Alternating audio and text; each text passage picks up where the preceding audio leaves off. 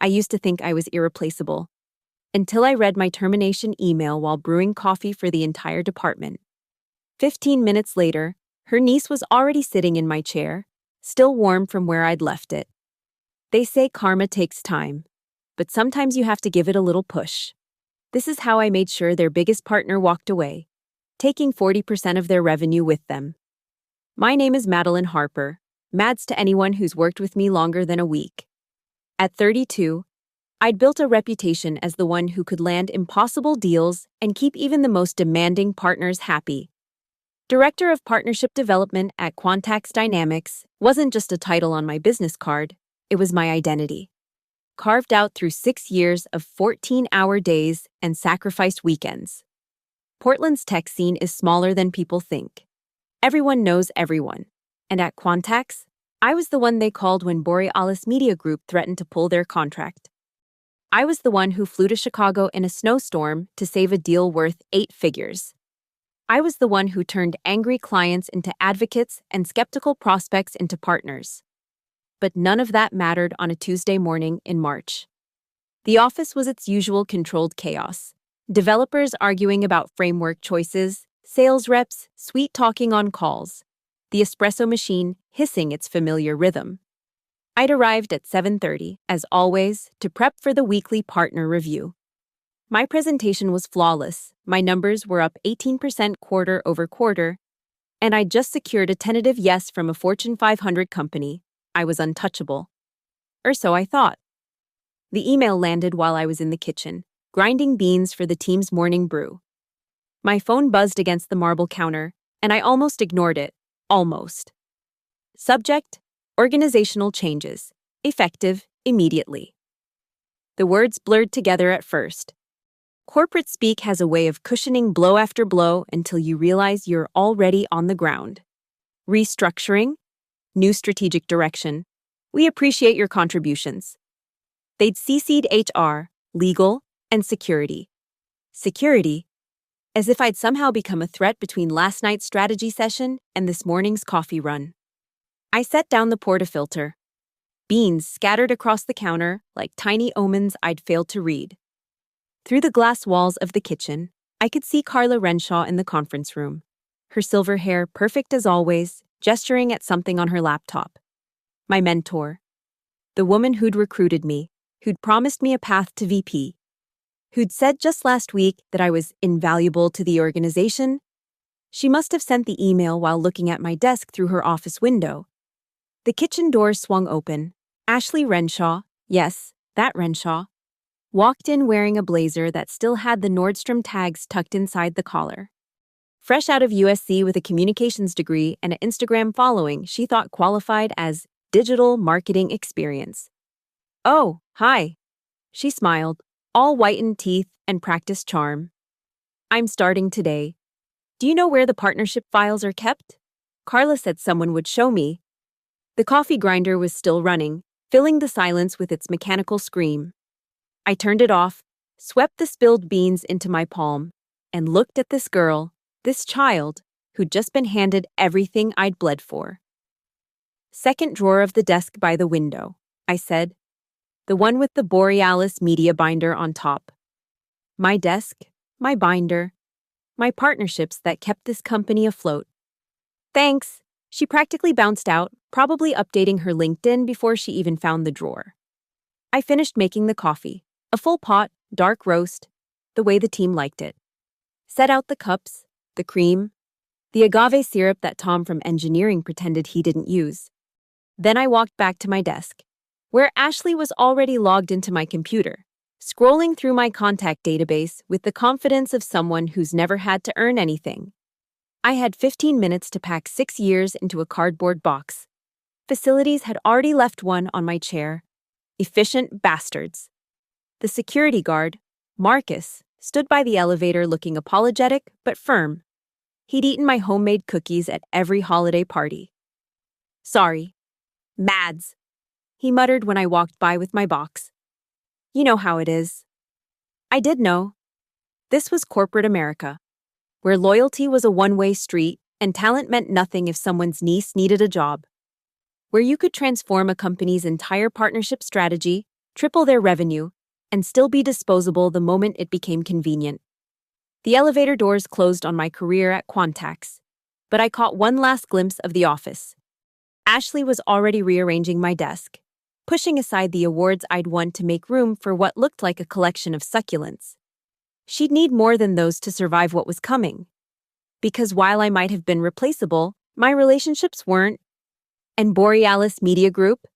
They didn't do business with companies, they did business with people. People like me. The truth about Carla Renshaw was that she collected protégés like trophies. I'd been her favorite once. The hungry kid from state school who worked twice as hard as the Ivy League hires. She'd taken me under her wing, taught me how to navigate client dinners and board presentations, how to smile while negotiating and when to show teeth. "You remind me of myself at your age," she'd said over martinis after I'd closed my first $1 million deal. Ambitious, adaptable, unencumbered by useless things like trust. I should have heard the warning in that compliment. The cracks started showing 6 months ago. I'd been invited to present directly to the CEO about our partnership strategy without Carla. She'd smiled when I told her, but something shifted behind her eyes. After that, every success of mine was met with faint praise and subtle undermining. She'd question my decisions in meetings, forget to copy me on critical emails, schedule client calls during my presentations. Then came the Morrison Industries incident. Morrison was a potential partner worth $12 million annually. I'd spent 3 months courting them, flying to Seattle every other week, memorizing the CEO's golf handicap and his daughter's college choices. The deal was mine to close. The night before the final presentation, Carla called. "Small change of plans. I'll be leading the pitch tomorrow. You'll support." Support meant sitting silently while she presented my deck, my strategy, my carefully crafted relationship as her own work. When Morrison's CEO asked a technical question about integration timelines, something I'd specifically researched, Carla fumbled. Her answer was wrong, dangerously wrong. The kind of wrong that could blow up the entire deal. I had 2 choices, let her fail or save the pitch. I saved it. Quietly corrected the timeline, smoothed over the confusion, guided us back on track. Morrison signed. Carla never thanked me. Instead, at the celebration dinner, she pulled me aside. "You embarrassed me in there. I saved the deal. You showed me up. There's a difference." She sipped her wine, studying me over the rim. "Be careful, Madeline. I made you. Don't forget that I can unmake you just as easily." The real betrayal, though, was more surgical than dramatic. A week before my termination, I'd discovered a discrepancy in our quarterly reporting. Someone had been inflating partnership retention numbers, making it look like we were keeping more clients than we actually were. The someone was Ashley. During her internship in finance last summer, I'd brought it to Carla privately, thinking she'd want to handle her niece's mistake quietly. Professional courtesy for my mentor. "You're mistaken," she'd said flatly. "Those numbers are correct." "Carla, I have the emails." "Ashley, clearly."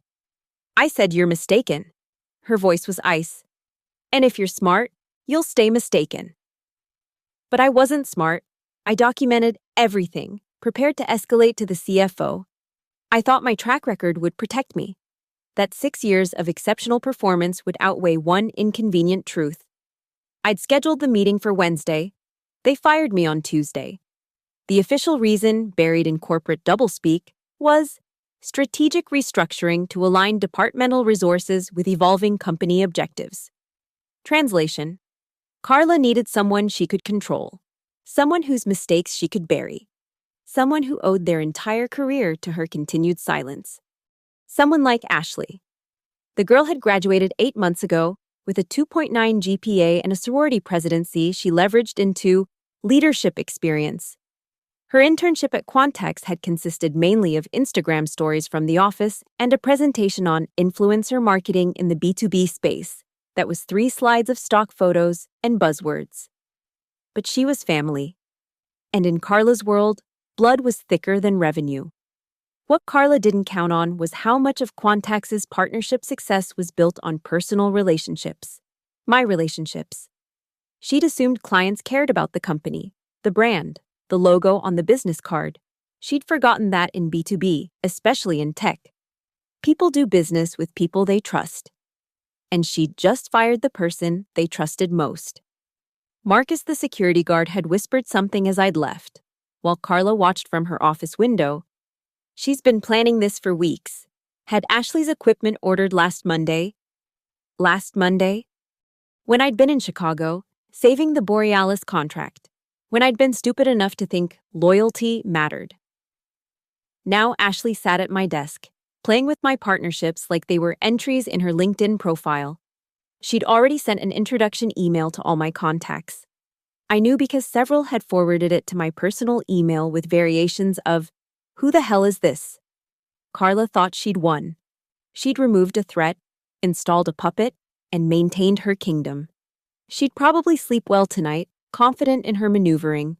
But she'd forgotten the first rule she'd taught me. In corporate America, everything is personal. And she'd just made this very, very personal. The first week was the hardest.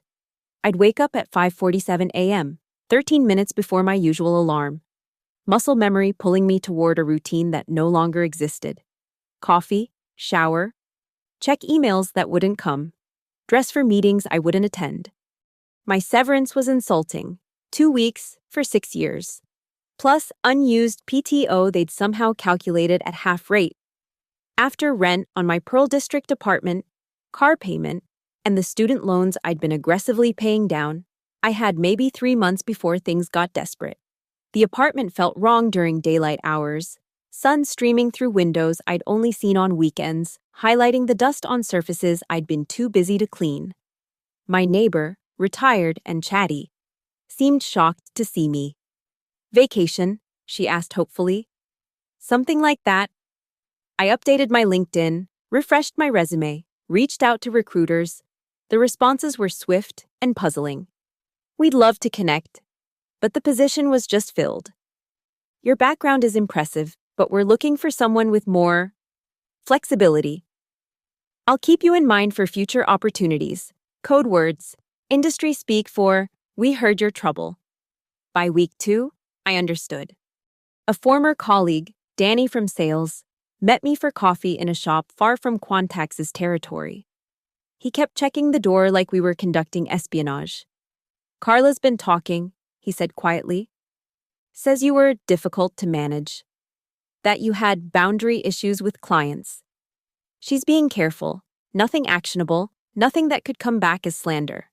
Just enough doubt to make people think twice." And people believe her? "She's been in Portland tech for 20 years. You've been here 6. Do the math."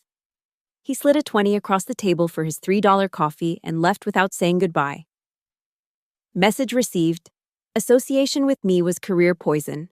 My savings dwindled. I moved from the Pearl to a studio in Southeast, told myself it was temporary. Sold the Audi, bought a Honda, started shopping at Winco instead of Whole Foods. Pride became a luxury I couldn't afford. Freelance work trickled in, small projects, nothing prestigious. Writing product descriptions for a startup that would fail in 3 months. Consulting on a partnership strategy for a company that couldn't afford to implement it. $15 here, $50 there, survival money. I'd check Quantax's social media sometimes, masochistic digital stalking. There was Ashley at the partnership summit I'd organized, wearing the lanyard I'd designed, shaking hands with contacts I'd cultivated. The caption? Exciting times ahead. Building amazing relationships with our valued partners. Partnership goals. Team, Quantax. Building, like she'd laid a single brick in the foundation I'd constructed. The worst part was the ghosting. People I'd considered friends, had drinks with, celebrated promotions with, bitched about Monday mornings with, vanished. My texts went unread, calls unreturned. I became a cautionary tale whispered about in happy hour conversations. "Remember Mads? Yeah, shame what happened. Pass the wings." 3 months in, I was behind on rent, living on ramen and spite. My landlord left notices that grew increasingly red. My mom called from Ohio, worried, offering to send money I knew she didn't have. I told her business was great, that I was consulting independently by choice. The lie burned my throat. I applied for unemployment, sat in the gray government office with others wearing the same shell-shocked expression. The woman behind the counter was kind, which somehow made it worse. Reason for separation: terminated without cause. She clicked boxes on her screen. Any severance? 2 weeks. Her eyebrows raised slightly. Even she knew that was insulting. Rock bottom has a peculiar clarity. Sitting in my empty apartment, eating cereal for dinner because it was on sale. I finally understood something. They'd taken my job, my reputation, my stability. But they'd made a crucial error. They'd left me with nothing to lose. And someone with nothing to lose is dangerous in ways Carla couldn't imagine. She'd forgotten that before I was her protégé, before I was director of partnership development, before I was anyone worth knowing. I was someone who'd clawed my way up from nothing. I still remembered how to climb. More importantly, I remembered how to fight. That night, I made a list, not of what I'd lost, but of what I still had. My brain, my knowledge of every partnership Quantax depended on, my understanding of each client's needs, fears, and secret dissatisfactions, my memory of every detail Carla had taught me about corporate warfare. Unencumbered by useless things like trust, she'd said. Time to prove I'd been an excellent student. I opened my laptop, started a spreadsheet. Not for job applications, those were pointless as long as Carla's whisper campaign continued. This was different. This was mapping the fortress I'd helped build, stone by stone. And finding the one stone that, if removed, would bring it all crashing down. Borealis Media Group. 40% of revenue. My first major win. My most carefully maintained relationship. The contract renewal was in 6 months.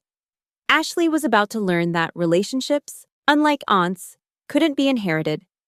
The email came on a Thursday, 6 months into my exile. I almost deleted it, another recruiter, probably, dangling a position that would mysteriously disappear once they Googled me. But the sender caught my eye. Meridian Consulting Group. Small firm, boutique, the kind that flew under Carla's radar. Ms. Harper, we have a short-term strategic consulting project that requires your specific expertise. Our client specifically requested someone with deep knowledge of partnership ecosystems in ad tech. Interested? I was surviving on freelance scraps and generic brand coffee. Yes, I was interested. The interview was virtual. Camera off at their request. The voice on the other end was professional. Careful. They asked about my experience with enterprise partnerships, my understanding of integration architectures, my approach to stakeholder management. Technical questions. Real questions. Not a single inquiry about why I'd left Quantax. When can you start? Monday. Perfect. You'll be working with our strategic accounts team. One more thing, our client requires discretion. All work will be under Meridian's brand, not your personal consulting profile. Is that acceptable? A warning bell chimed in my head, but my bank account was louder. That's fine.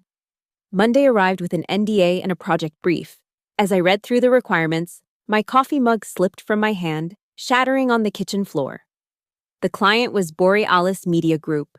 My hands shook as I read further. They needed an audit of their current ad tech partnerships, an evaluation of vendor performance, recommendations for optimization.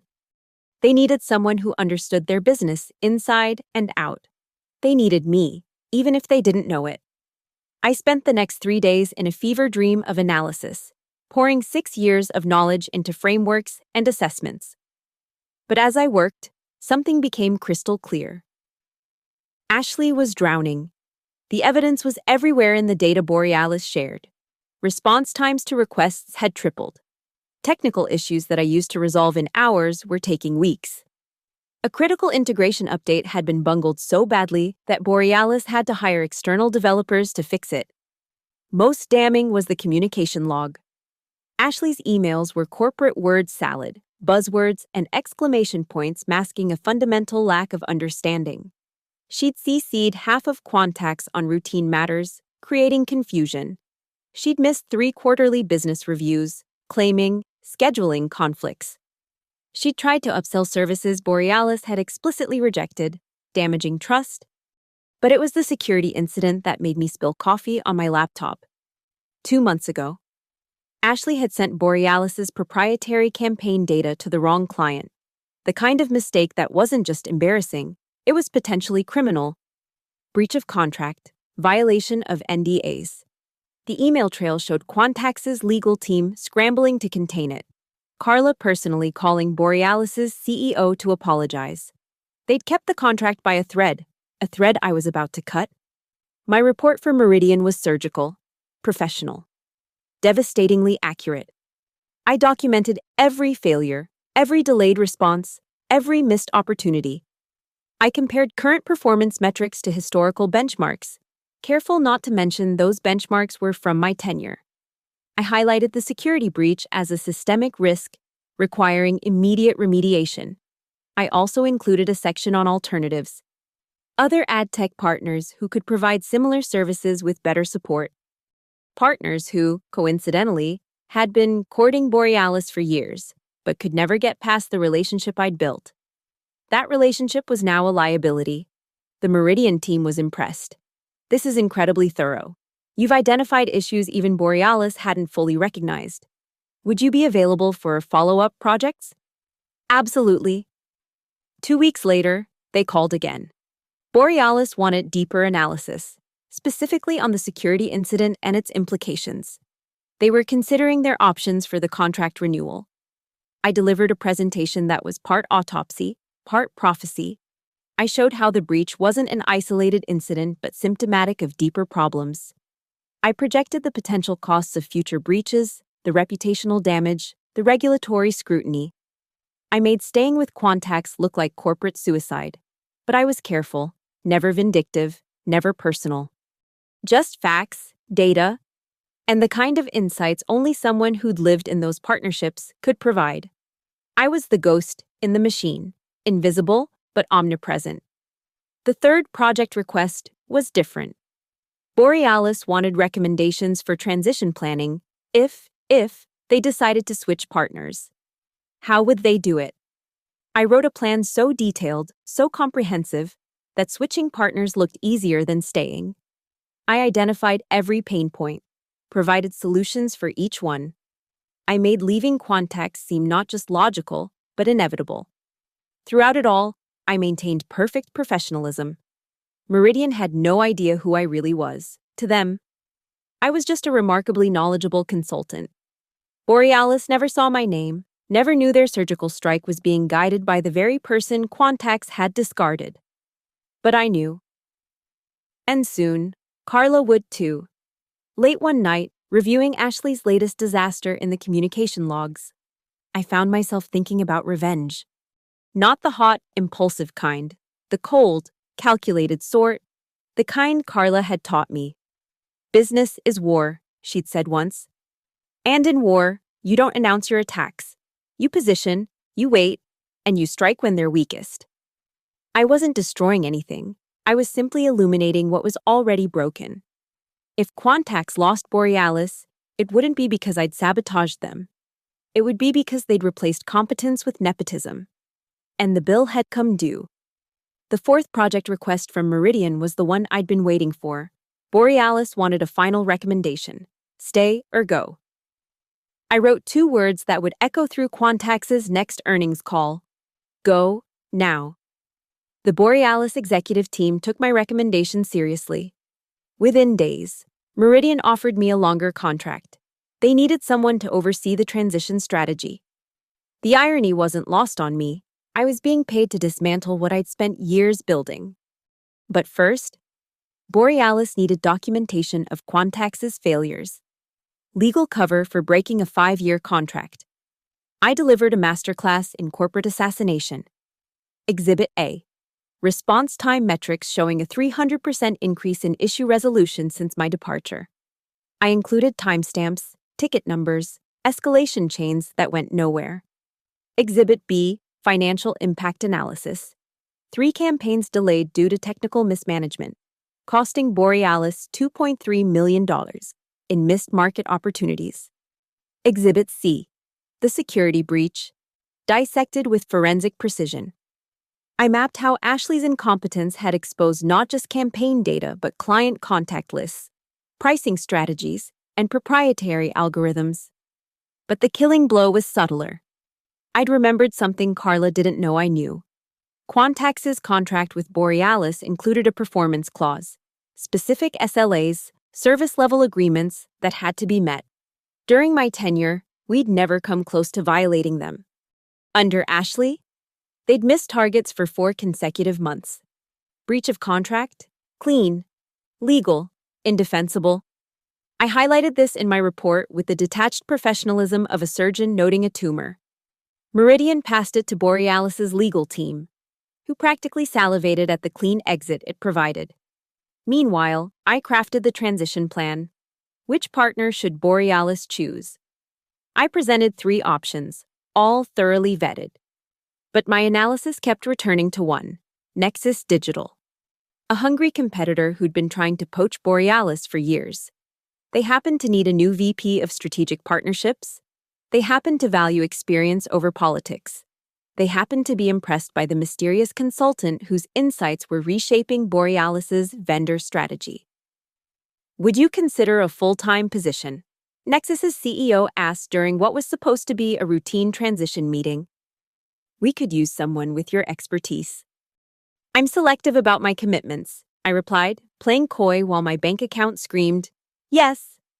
But I'm open to discussions. The dance was delicate. I couldn't reveal my history, not yet, but I could demonstrate value, show them what competence looked like. Every meeting, every deliverable, was a reminder of what Quantax had thrown away.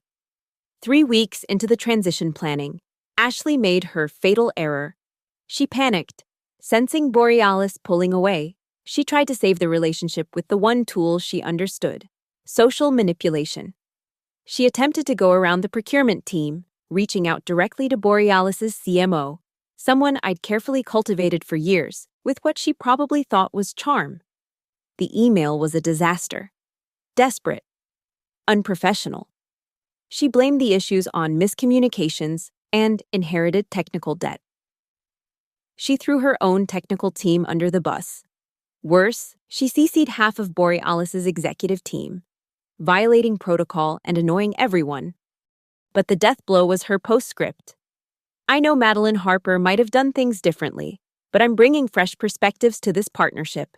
She'd invoked my name, at the worst possible moment. The CMO forwarded it to the transition team with a single comment. This is why we're leaving. I saw the email because Meridian asked me to analyze it for the final report. I stared at my name on the screen, typed by fingers that had taken my job, sitting at my desk, destroying my partnerships. Fresh perspectives. Code for inexperience. Code for nepotism. Code for everything wrong with how corporations really worked. My analysis was clinical. This communication demonstrates a fundamental misunderstanding of client relationship management and establishes a pattern of deflecting accountability. It validates concerns about vendor stability and professional judgment. Translation: she's incompetent and everyone knows it. The final report was comprehensive. 37 pages of documented failures, financial impacts, and strategic recommendations. I'd built Quantax's partnership with Borealis over 6 years. It took me 6 weeks to destroy it, but I wasn't done. The report included one more element, a risk assessment of staying with Quantax. I painted a picture of a company that chose relationships over competence, that would sacrifice client success for internal politics. I didn't mention Carla by name, but her fingerprints were all over the dysfunction I described. Nexus made me an offer the day after the report was submitted. VP of Strategic Partnerships. Equity included, full benefits. The salary was 20% higher than what Quantax had paid me. I accepted with one condition. I wanted to personally manage the Borealis account when they made the switch. That's unusual, the CEO said. You've been consulting for them, but taking them on as a client might seem Strategic, I interrupted. I know their business better than anyone. I can ensure a seamless transition. What I didn't say, I wanted to be the one to send the email, the one announcing Nexus's new partnership with Borealis, the one that would land in Carla's inbox like a grenade. The CEO smiled. I like how you think. So did I. For the first time in months, so did I. The termination notice was being drafted by Borealis's legal team. 40% of Quantax's revenue about to evaporate. All because Carla had confused loyalty with ownership, had believed relationships could be inherited like office furniture. She was about to learn otherwise, and I'd have a front row seat to the lesson. The email went out at 9:47 a.m. Pacific on a Tuesday. I know because I scheduled it precisely. Wanting Carla to be in her weekly executive meeting when it hit. Maximum audience for maximum impact. From Borealis Media Group Legal Department. 2. Quantax Dynamics, Executive Team. CC, Legal, Finance, Operations. RE, Notice of Contract Termination, effective immediately. The language was crisp, corporate, lethal, breach of service level agreements, multiple security incidents, loss of confidence in vendor capabilities. Effective immediately. Borealis was exercising their right to terminate with cause. 40% of revenue. Gone. I watched from my new office at Nexus, refreshing my email. The aftermath came in waves. 10:13 a.m. Ashley's LinkedIn showed her as actively looking for opportunities. She'd been fired before lunch, the same 15-minute notice I'd received, though I doubted she got even the insulting severance. 10:45 a.m. My phone buzzed. Danny from sales, the one who'd warned me about Carla's whisper campaign. Holy shit, Mads. Borealis just walked. Carla's losing her mind. Emergency all hands at 11. 11:30 a.m. 3. Quantax employees updated their profiles to open to work. The exodus had begun. 1:15 p.m. An email forwarded by a former colleague who still felt guilty about ghosting me. It was from Carla to the entire company. Damage control dressed as motivation?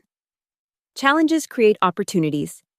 Refocusing our partnership strategy. Confident in our resilient team. But buried in paragraph 3 was the tell. Recent personnel changes in the partnership department require reassessment. Personnel changes, like firing me, hadn't been the first domino. 2:30 p.m., my Nexus email chimed.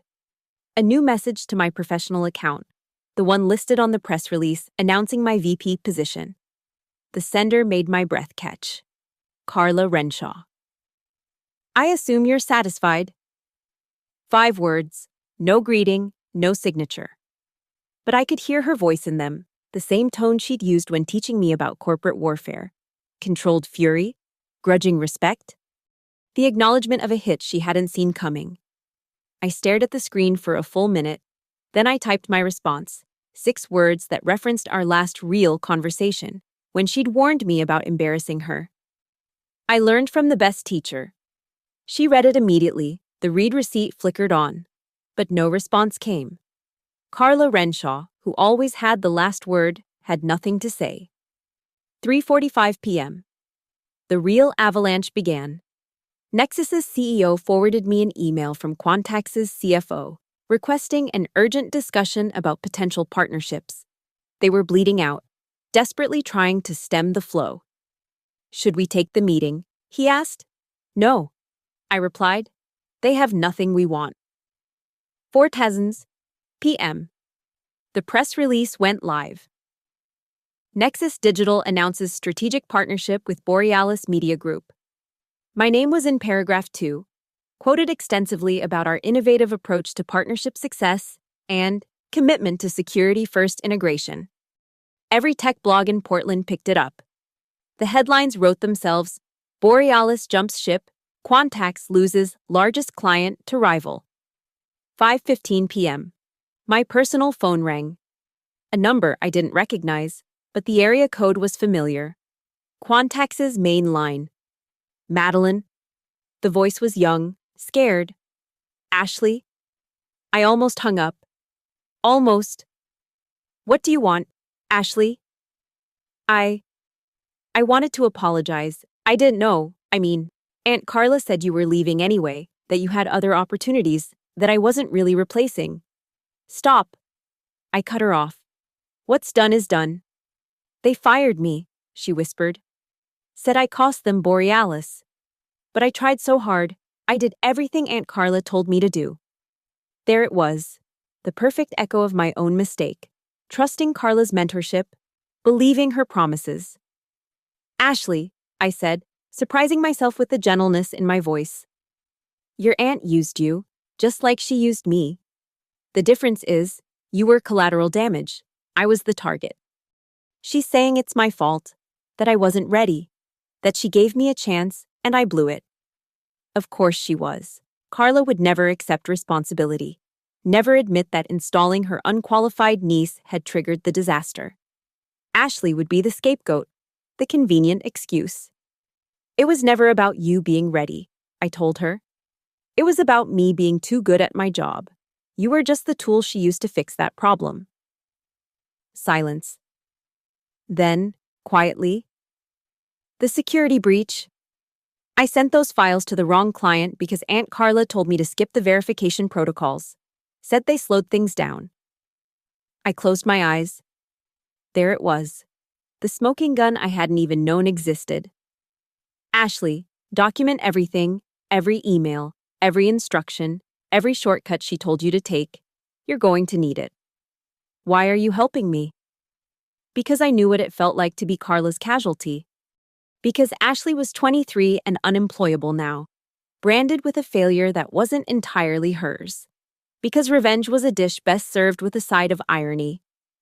Because your aunt taught me that in corporate America, everything is personal, but she forgot to teach you the most important lesson: always keep receipts. I hung up before she could respond. Let her figure out what to do with that advice. Maybe she'd protect herself. Maybe she'd burn Carla on the way down. Either way, it wasn't my war anymore. 7 p.m. Local tech Twitter was ablaze. The Borealis departure had triggered a cascade. 2 more clients announced they were evaluating vendor relationships. Quantex's stock price, if they'd been public, would have cratered. As I shut down my computer, my new assistant knocked. Congratulations on the Borealis win. The team wants to take you out to celebrate. I looked around my office. Real walls, not a cube. A view of the river. My name on the door in letters that no one could scratch off. Tell them I'll meet them in the lobby in 5.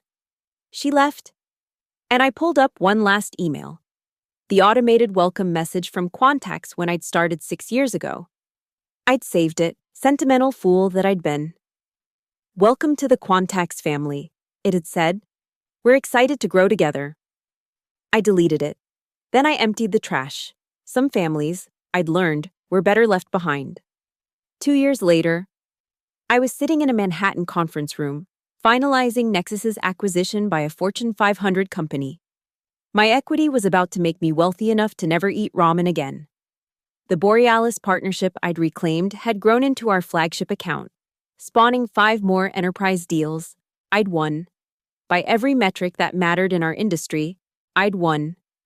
My phone buzzed. LinkedIn notification. Someone had viewed my profile. Carla Renshaw. Still at Quantax, though her title had quietly shifted from Senior Vice President to Vice President of Special Projects. Corporate speak for, we can't fire you yet, but we've clipped your wings. I'd heard through the gossip network that Quantax never recovered from the Borealis loss. They'd been acquired by a competitor for parts. Their Portland office reduced to a satellite location. Most of the team I'd known had scattered to better opportunities. Carla's profile still listed building strategic partnerships as her primary focus. But her last activity was from 8 months ago. In our world, that was retirement by irrelevance. I closed LinkedIn and signed the acquisition papers. 37 years old and financially independent. The scared woman eating cereal for dinner in a studio apartment felt like a different person's memory. That night, Portland's tech community threw a celebration for the acquisition. People who'd ghosted me during my exile now crowded around with congratulations and business cards. I smiled, shook hands, played the game. Near midnight, I stepped onto the balcony for air. The city sparkled below, and I found myself thinking about Ashley. She'd landed at a nonprofit, doing social media for environmental causes. Her LinkedIn showed genuine smiles now, not the practiced corporate grin. Maybe getting fired by Quantax was the best thing that happened to her. Quite a view. I didn't turn. I'd recognize Carla's voice anywhere. They usually are, from the top. She moved beside me, looking older, diminished. The silver hair that had seemed powerful now just looked gray. I underestimated you. No, I corrected. You created me. Every lesson you taught, every warning you gave, every knife you twisted, I learned.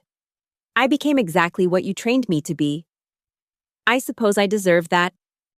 We stood in silence, two warriors surveying the battlefield where we'd destroyed each other's kingdoms. The Ashley thing, she said finally. That wasn't just about you. The board was pushing for fresh blood, threatening my position. I needed to show I could bring in new talent, develop the next generation. Family was the only card I had left. And I was acceptable collateral damage. I thought you'd land somewhere quickly. You're talented. I didn't expect. She gestured vaguely at everything. You didn't expect me to remember the first rule you taught me. In corporate America, everything is personal. She almost smiled. I said that, didn't I? October 3rd, my second week. Over martinis at departure. You really did learn everything. Everything except mercy. She finished her wine, set the glass on the railing. For what it's worth, you were the best student I ever had, and the worst enemy I ever made. Same person, I said. Just depends which side of the termination email you're on. Carla left without another word. I stayed on the balcony, watching the city lights blur and sharpen through the rain that had started to fall. I'd thought this moment would feel like victory. The teacher brought low, the student ascendant. But standing there, successful beyond my younger self's dreams, I felt only the weight of what winning had cost. Not just the months of ramen and fear, but something harder to define. The part of me that had believed in mentorship, in loyalty, in the idea that good work was its own protection. Carla had been right about one thing. Trust was a useless encumbrance in our world. But being right and being whole were different things. My phone buzzed. A text from my team. Boss, we're heading to the after party. You in? I looked at my reflection in the dark window. Designer dress, successful smile, hollow eyes. The woman Carla had unmade and I had rebuilt from spite and ambition. On my way, I typed back. Because that's what you do when you've won. You celebrate. You move forward. You pretend the victory tastes like something other than ashes. The elevator carried me down from the heights, past floors of people grinding away at their own corporate dreams, unaware that their mentors might be sharpening knives, that their successes might make them threats, that the family they'd joined would eat them alive if the quarterly numbers demanded it. I'd learned to survive in Carla's world, learned to win by her rules. The bank account proved it. The title proved it. The fear in her eyes tonight proved it. She'd taught me everything. How to build kingdoms and how to burn them down. How to smile while stabbing. How to make the personal look professional. How to succeed in a world where loyalty flowed upward and shit rolled down. I stepped into the Portland night, rain washing the city clean. Tomorrow, there would be new deals to close, new partnerships to forge, new battles to fight. But tonight, walking through the streets where I'd once been nobody, I allowed myself one moment of truth. Carla had taught me everything about success, everything except how to live with it. Thank you so much for listening to this story. Where are you tuning in from today? I'd love to hear your thoughts in the comments below. If you enjoyed this tale of corporate revenge and hard-won justice, please consider subscribing to the channel for more stories like this. Have you ever faced workplace betrayal? How did you handle it? Share your experiences. Let's discuss how we navigate these challenging professional waters together.